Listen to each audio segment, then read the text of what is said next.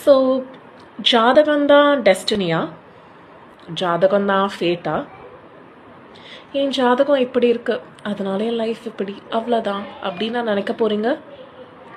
கண்டிப்பாக கிடையாது. ஸோ அந்த மாதிரி நினைக்கிறதெல்லாம் என்ன சொல்கிறது, இங்கிலீஷில் ஃபிக்ஸட் மைண்ட் செட்டுன்னு சொல்லுவாங்க. நமக்கு க்ரோத்துங்கிற வேர்ட் தெரியும்ல. ஸோ க்ரோத் மைண்ட் செட்டோட நம்ம ஜாதகம் ஒரு கைடன்ஸாக எடுத்துகிட்டு நம்ம எந்த லெவலுக்கு வேணாலும் க்ரோ ஆகலாம். லிமிட்டேஷன்ஸ் கிடையாது.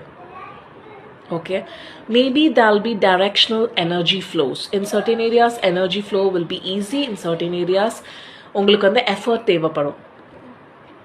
சில விஷயங்கள் ஈஸியாக பண்ணுவீங்க, சில விஷயங்கள் ரொம்ப கஷ்டப்பட்டு பண்ணால் கூட கொஞ்சம் தான் வரும். அப்போ இன்னும் கஷ்டப்பட்டு பண்ணுங்க, அது வந்துடும். ஓகேவா?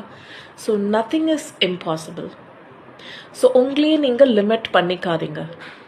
Okay, fine, done. Have a growth mindset. Okay, எப்போவுமே எனக்கு தெரியலன்னு நினைக்காதீங்க. எனக்கு இப்போ தெரியல, ஆனால் நான் கண்டிப்பாக தெரிஞ்சுப்பேன் அப்படின்னு நினைங்க. ரெண்டுத்துக்கும் டிஃப்ரென்ஸ் இருக்குல்ல? பண்ணலாமா நம்ம?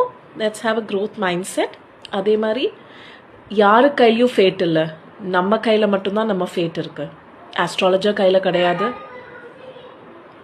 ஓகே, உங்கள் அம்மா அப்பா கையில் கிடையாது, உங்கள் ஹஸ்பண்ட் கையில் கிடையாது, உங்கள் கையில் மட்டும்தான் இருக்குது ஃபேட். Your fat.